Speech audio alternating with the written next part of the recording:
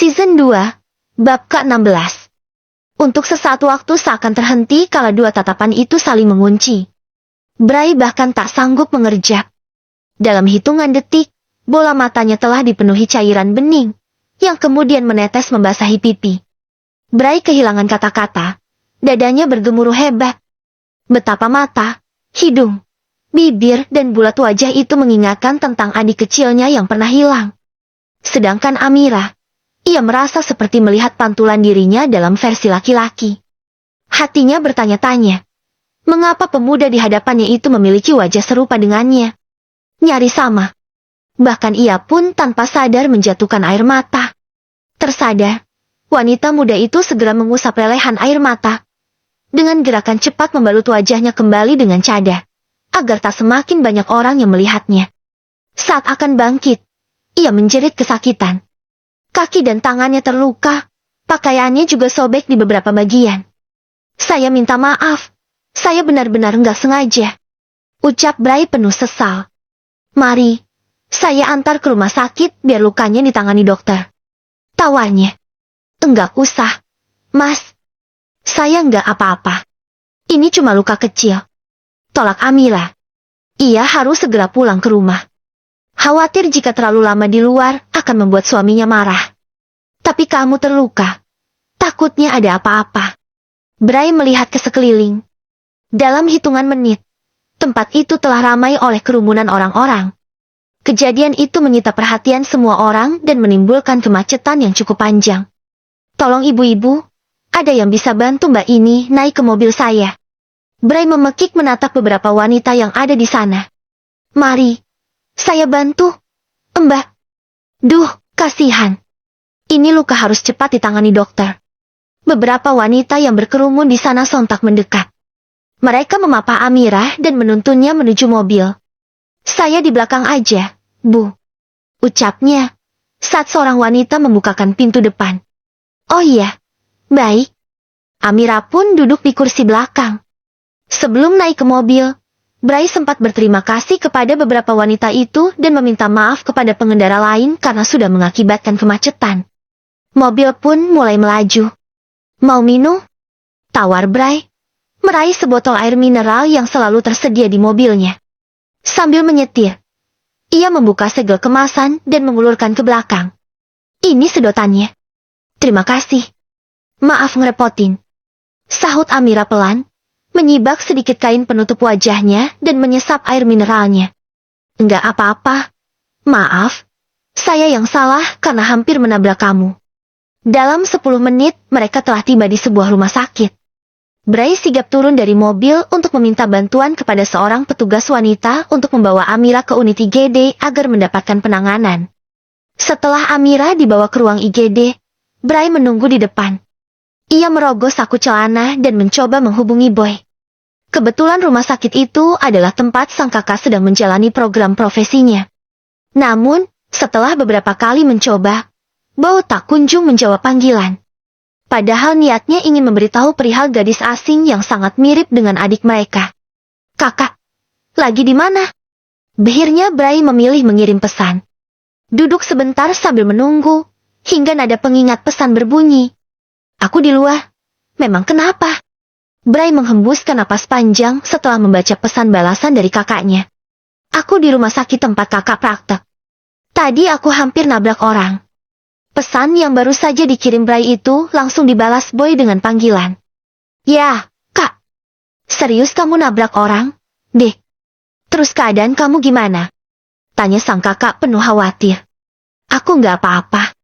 Orang tadi cuma luka ringan. Sih. Tapi aku bawa ke rumah sakit. Takutnya ada apa-apa. Yakin cuma luka ringan? Iya, Kak. Kayaknya cuma sobek sedikit di lutut. Tapi, enggak apa-apa. Aku bisa atasi sendiri. Jangan bilang mama papa dulu. Ya. Takutnya mereka panik. Ya udah, deh. Tapi serius kamu enggak apa-apa, kan? Enggak apa-apa. Enggak luka sedikit pun. Alhamdulillah. Aku tutup dulu. Ya, Kak. Ya, deh. Kamu hati-hati. Panggilan terputus. Bray menarik napas dalam. hingga perhatiannya teralihkan kepada seorang wanita berjas putih yang baru saja keluar dari ruangan IGD. Beruntung ia cukup mengenal wanita itu yang merupakan rekan kakaknya. Gimana, Kak? Enggak ada luka serius, kan? Enggak, kok. Cuma ada jahitan sedikit di atas lutut sebelah kiri. Jawab sang dokter. Aku buat resep obat. Sebelum pulang ditebus dulu. Ya. Terima kasih, Kak. Bray bernapas lega. Setelah menebus obat, ia menawarkan diri mengantar wanita itu pulang. Enggak usah, Mas. Saya minta tolong dipesankan taksi online saja. Tolak wanita itu dengan santun. Enggak apa-apa. Mari saya antar. Bagaimanapun juga saya yang salah karena hampir nabrak Mbak. Bukan salah Mas. Saya yang menyeberang jalan tidak hati-hati. Meskipun wanita itu terus menolak, namun Bray tetap memaksa mengantar sebagai bentuk tanggung jawab. Sang papa selalu mengajarkan agar bertanggung jawab terhadap kesalahan sekecil apapun yang ia lakukan. Sepanjang perjalanan, Bray merasa terus berdebar. Sesekali ia melirik ke belakang melalui kaca spion. Wanita yang duduk di belakang itu benar-benar membuat perasaannya campur aduk. Meskipun melihat hanya dalam hitungan detik, namun wajah itu telah terekam dalam ingatan. Bray jadi penasaran ingin tahu siapa gadis itu dan seperti apa kehidupannya. Namun, ingin bertanya pun rasanya ragu dan tidak sopan. By the way, boleh tanya sesuatu? Ucapnya beberapa saat kemudian. Boleh. Di rumah tinggal sama siapa? Kok belanjanya sendirian tadi? Tinggal sama suami. Oh, sudah menikah. Bray mengulas senyum. Lain kali kalau belanja barang banyak jangan sendirian lagi. Iya, Kak. Makasih. Jawab Amira sungkan. Orang tuanya gimana? Masih ada? Dua-duanya masih ada, Kak. Alhamdulillah Abah sama Umi sehat. Alhamdulillah. Bray mengusap dada. Pikiran konyolnya tadi seketika terbantahkan. Berhenti di sini saja, Kak. Ucap Amira menunjuk sebuah minimarket tak jauh dari gerbang masuk kompleks perumahan tempatnya tinggal. Memang kamu tinggal di mana? Enggak jauh dari sini, kok. Saya antar sampai rumah aja. Ya. Makasih, Kak. Tapi nggak kusah. Rumah saya dekat dari sini. Bray menepikan mobil dan berhenti tepat di depan minimarket, lalu segera turun dan mengeluarkan kantongan belanjaan wanita itu. Terima kasih bantuannya. Sama-sama. Di balik cadar Amira mengulas senyum. Ia memilih untuk tidak langsung diantar ke rumah, sebab takut jika Elan akan salah paham jika dirinya diantar seorang laki-laki. Tatapan tak bersahabat Elan menjadi sambutan pertama saat Amira memasuki rumah. Lelaki itu hanya duduk di sofa sambil menatap istrinya yang melangkah tertatih. Dari mana saja kamu? Tanyanya. Maaf, Mas. Amira memilih untuk tidak memberitahu insiden yang dialaminya dalam perjalanan tadi. Toh Elan juga tidak akan peduli. Lagi pula ia tak ingin jika Elan menilai dirinya hanya ingin mencari perhatian saja. Tanpa kata Elan beranjak menuju lantai atas, sementara Amira berjalan menuju dapur dan memasukkan bahan makanan ke dalam lemari pendingin. Ketika mendengar azan maghrib, ia segera membersihkan diri. Setelah memakai mukena dan membalut wajahnya dengan cadar, ia beranjak menuju lantai atas. Niatnya untuk mengajak sang suami shalat bersama. Ada apa? Tanya Elan sesaat setelah membuka pintu dan mendapati Amira berdiri di hadapannya. Mas nggak shalat maghrib? Enggak. Jawabnya singkat, lalu kembali menutup pintu dengan kasar hingga Amira terlonjak. Astagfirullah. Sambil memendam rasa kecewa, Amira kembali ke kamar. Hatinya perih menjalani rumah tangga seperti ini. Dahlah ini adalah hari pertamanya menginjakan kaki di rumah itu dan ia berharap bisa shalat dengan diimami oleh sang suami. Sayang, harapan itu harus pupus oleh penolakan Elan. Bersimpuh menghadap kiblat. Ribuan doa ia langitkan. Air mata terus berderai setiap kali ia bersujud. Walaupun sudah sebisa mungkin ia tahan. Astagfirullah. Amira bergumam lirih. Sesaat setelah menjalankan ibadahnya, ia malah terus teringat pada sosok pemuda yang menolongnya tadi. Amira membuang jauh-jauh perasaan itu. Akan menjadi dosa baginya kalau sampai memikirkan lelaki lain. Perlahan ia bangkit dan melepas mukena. Kemudian menuju dapur untuk memasak. Ia sedang membuat cumi saus tiram kesukaan suaminya. Konon katanya, seorang istri dapat meluluhkan suaminya dengan makanan yang lezat. Amira memiliki bakat memasak dari Umi di pondok yang sering menerima pesanan. Dan ia kerap membantu. Saat sedang menata makanan di meja, mata Amira tertuju pada Erlan yang baru saja melintas. Lelaki itu terlihat rapi dengan setelah pakaian kasual. Mas Erlan mau keluar? Ia menjawab acuh tak acuh. Duduk di sofa sambil memasang sepatu. Nggak makan dulu. Saya buat cumi saus tiram. Kata Umi, Mas Erlan suka. Kan sudah aku bilang tidak usah masak untukku. Sambar Erlan cepat, membuat Amira tersentak. Erlan menatap datar, lalu kemudian melangkah pergi meninggalkan istrinya seorang diri. Ya Allah, kuatkan aku. Dalam rasa sakit, Amira teringat pesan Umi Melati tadi, sebelum mereka meninggalkan rumah itu. Nak, kamu harus bisa lebih sabar menghadapi Erlan. Mungkin sekarang dia bersikap dingin dan keras hati. Tapi, sebenarnya Erlan adalah anak yang baik dan hatinya sangat lembut.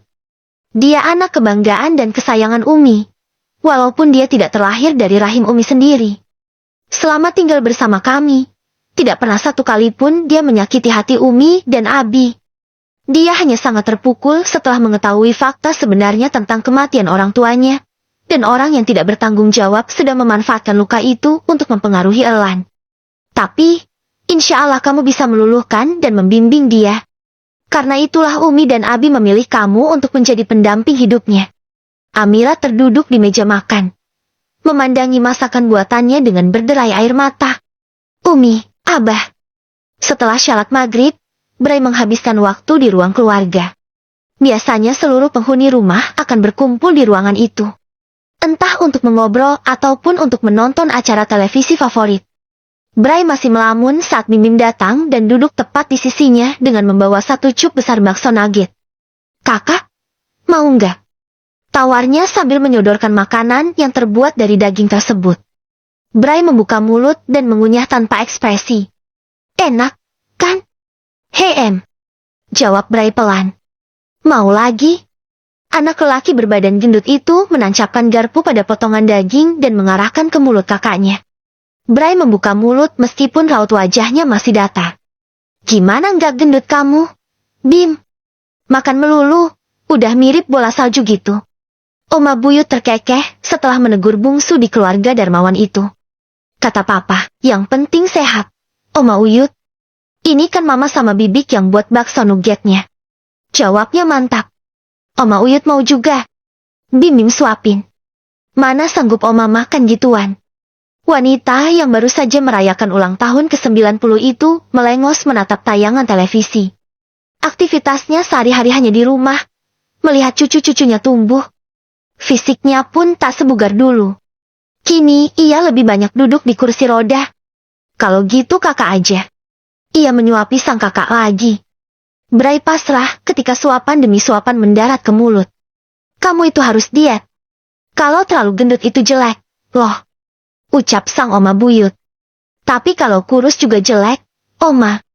Kayak kakak Boy sama kakak Bray.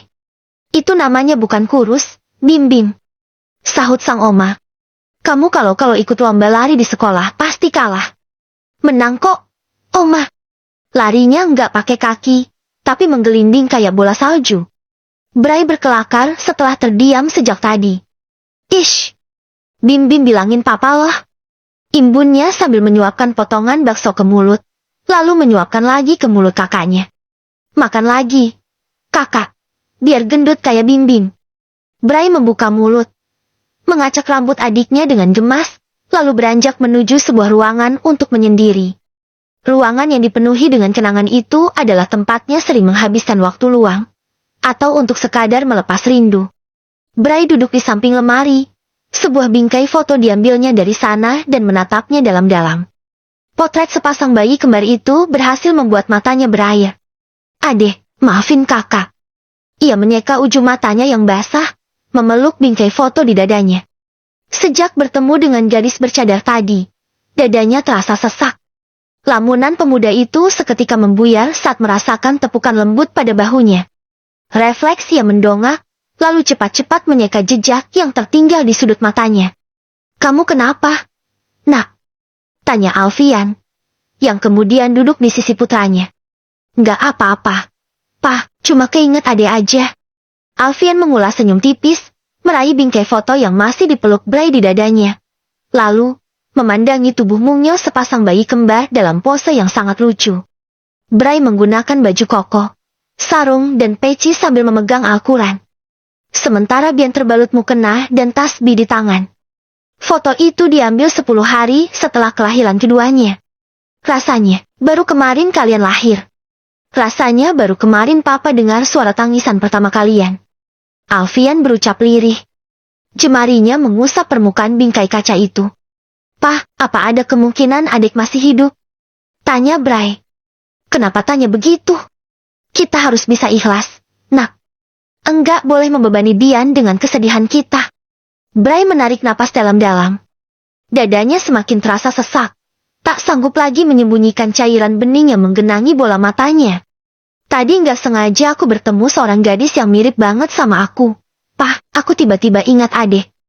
Andai adek masih ada, mungkin wajahnya akan seperti gadis tadi. Rasanya, aku mau peluk dia dan bawa pulang. Aku sempat berpikir kalau dia adalah adik Bian yang hilang."